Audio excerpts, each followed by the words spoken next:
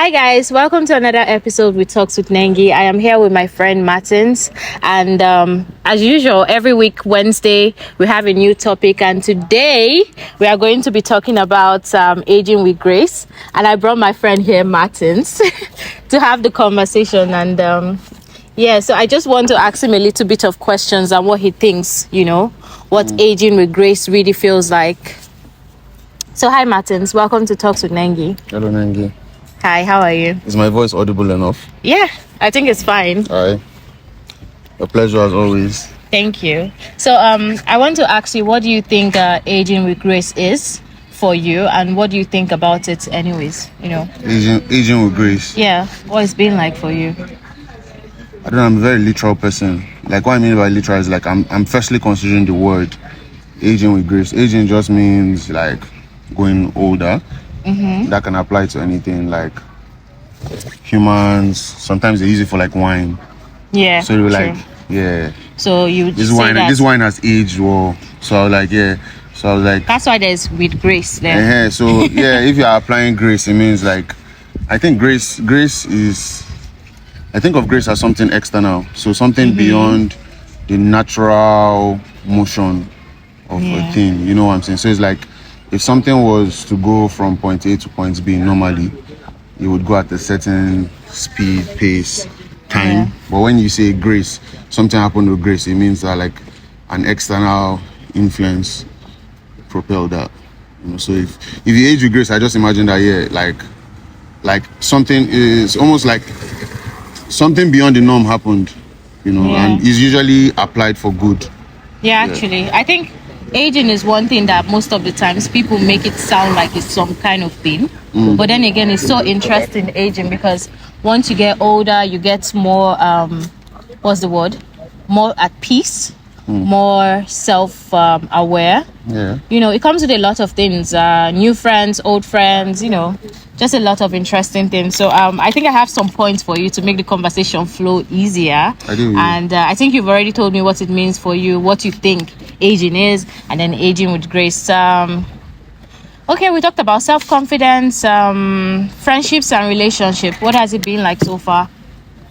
Friendships, relationship. Yeah. Is that under the guise of like aging with grace? Yeah, actually, what it has been like, old friends, new friends, because all this thing comes in, this perspective. We're not just talking about aging. Now we're talking about aging with grace. You meet new people.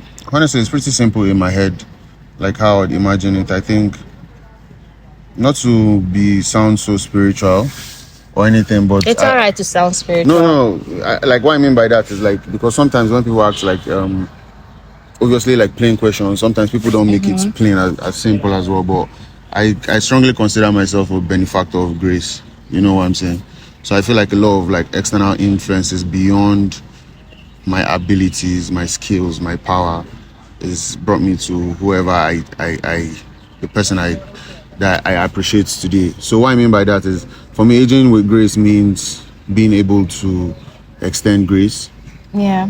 As crazy as it sounds, it means I feel like if you're a benefactor of grace, it makes it easier to basically extend. If you really truly acknowledge grace, it's like, yes, actually. Do you understand? So I think, again, not to go crazy, it's like, how even Bible says something crazy. Like Bible says something like, okay, like the person that has been, I'm sorry, I don't know how to quote Bible just exactly as it is half the time. It's all right. But it's basically saying that like, the person that was forgiving much would forgive much as well. Or it's basically, if grace is extended to you, I don't see how, if you truly acknowledge that you don't extend grace to people as well. So that's just awesome. To directly answer the question, for friendships and relationships, it's made me more open. If anything, you'll see me with a wider range of types of people. Do you understand? I'm more understanding. I'm more able to, extend.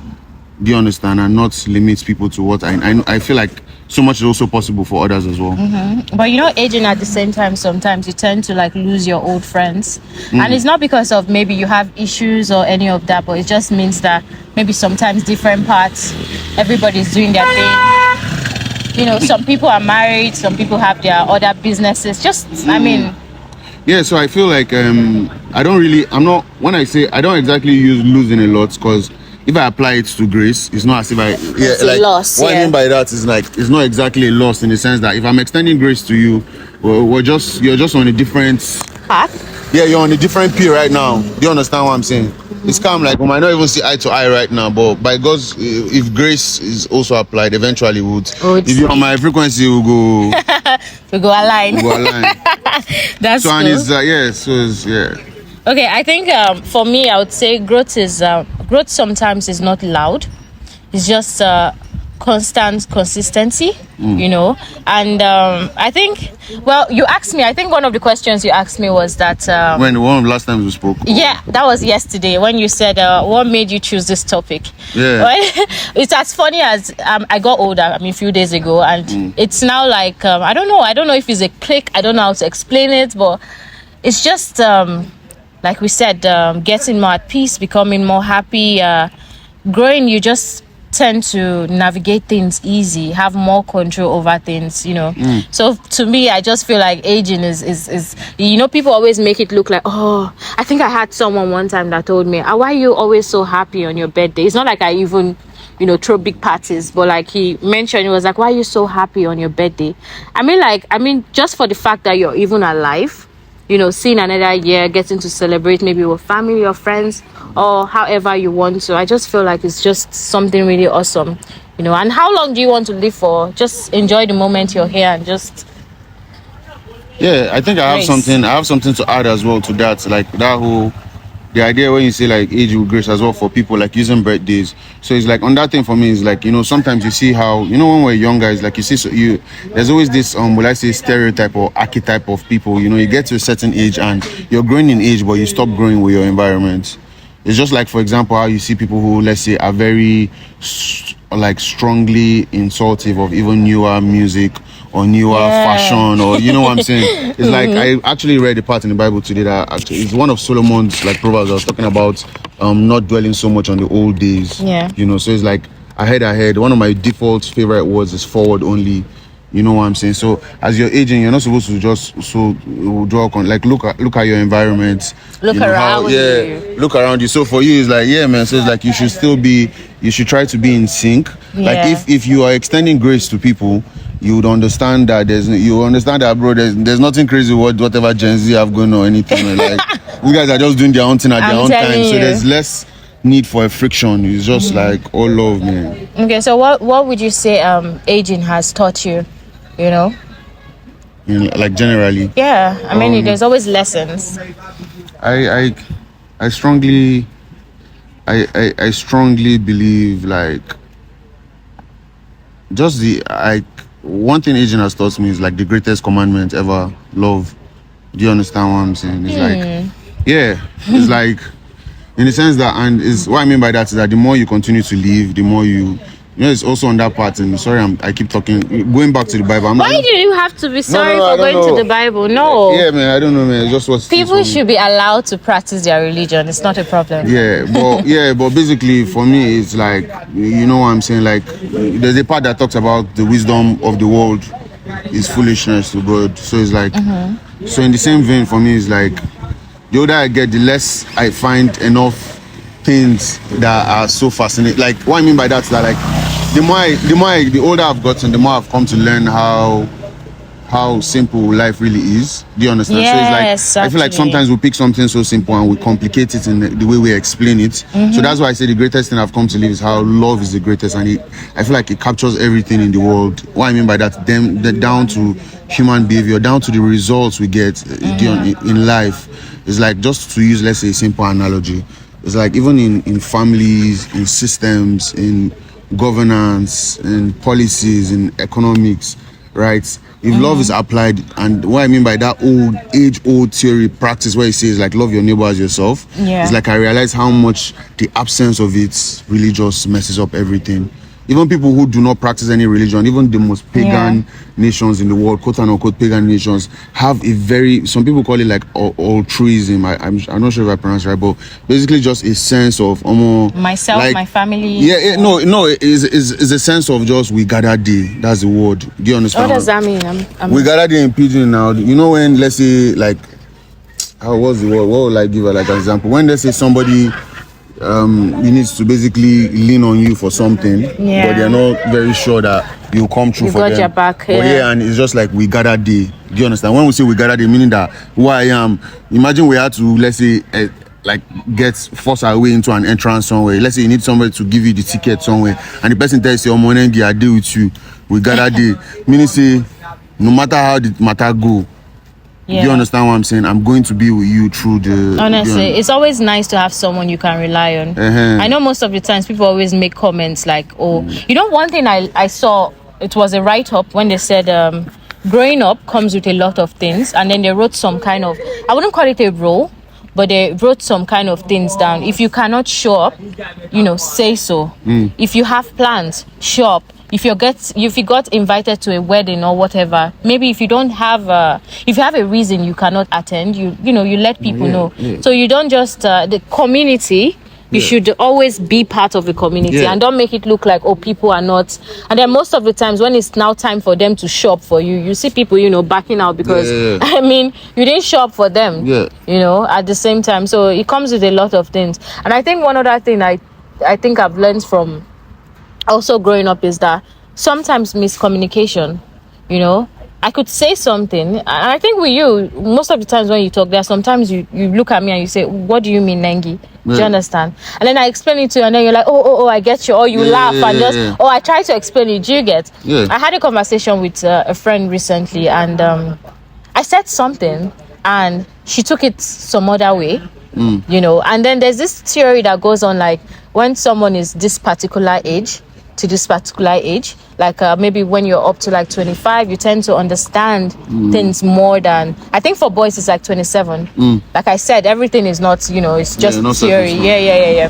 So when I said it to her and I explained to her, she still said, oh no, it's fine, it's okay. But then I think at the same time she didn't understand me, and honestly I didn't mean it in an offensive way, so I just said, okay, it's fine, but God knows I wasn't trying to offend you or make it seem a certain kind of way. And I feel like I should be respected at the same time, and I should also respect you. It's my choice, so you shouldn't maybe force me to. You don't force things, you don't force friendship, you don't force I've made you understand me. I explain myself to you over and over, and sometimes some people do not get it. I've had someone say something to me, and it's funny that a year later is when I got it. Isn't that strange? Yeah. Yeah. So even sometimes, even with music, you notice, and you listen to some music, you always, but then you're a grown up, you hear that same music, you're like, oh, okay, so this is what they're saying.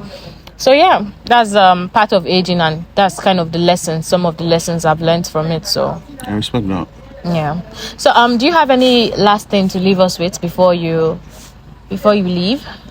I don't know, maybe I'll build around the theme, like what you said, aging with grace. I think I think when that word is applied generally, people need to know it's less of human effort. Do you understand? Grace is an external entity.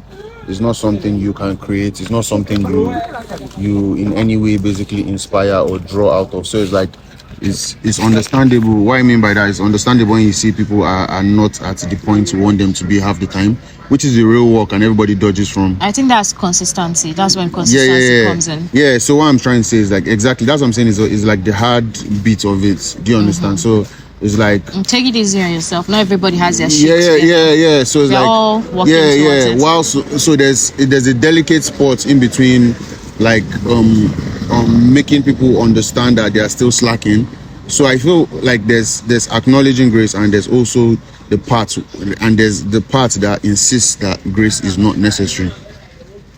Do you understand? Grace is not necessary. Yeah, it's a school of thought now. What I mean by that is that you will not notice it, but there's many people that do not acknowledge or think. So what I mean by that is like, there's many people who are solely hinging on their capabilities. Do you understand what I'm saying? So I'll give you an example. Let's say, I'm sorry, I have to take your podcast. We've been doing religion. I'll take it PG-18 now, right? Let's say somebody that is battling like crazy messed up, let's say sex addiction. Right? And he's swearing that, bro, it's by my power, I'm going to get this thing done. Like, today is going to be the last day. Consistency, like what you're saying. Like, do you understand? So what I'm trying to say is that do you understand? Understand that there is an element, it's possible Do you understand? To recalibrate certain things or to age regress, whatever you're aiming for, right?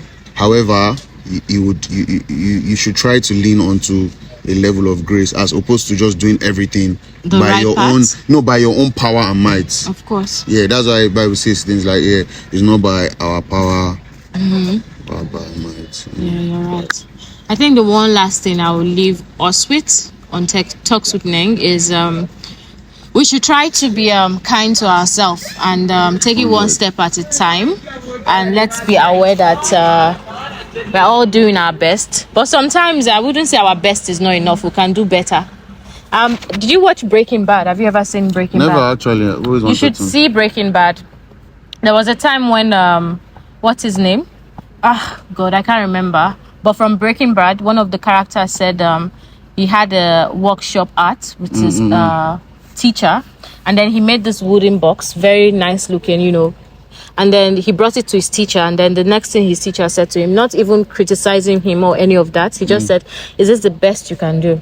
And then just because of he was in a hurry, he said, yeah, it's the best I can do. But he then reflect on the question, is that the best you can do? And he went back and then did it again and again and again and again, like again and again, and then he made this really beautiful box, and it was the most beautiful thing he has ever made.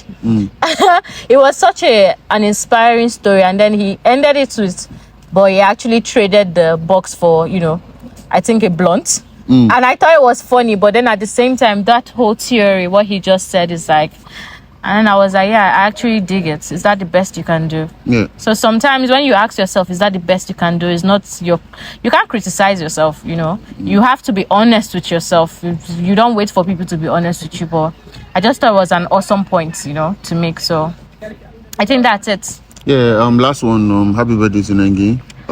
What do you Thank actually you. have to say? Happy New Month. What do you expect for the new year from Nengi? Like, what are you looking forward to? Let's see. For me, I would say taking care of myself. I think that's a thing for me. I love myself more than anything in this world. New year, would I say new me? Just more advanced. And like I said, we're still all figuring it out. So I'm just always going to try to be better. I respect that. And appreciate life more. 100. That's a thing. 100. All right, bye guys. See you next time on our next episode. Ciao. That was a good one. Bye.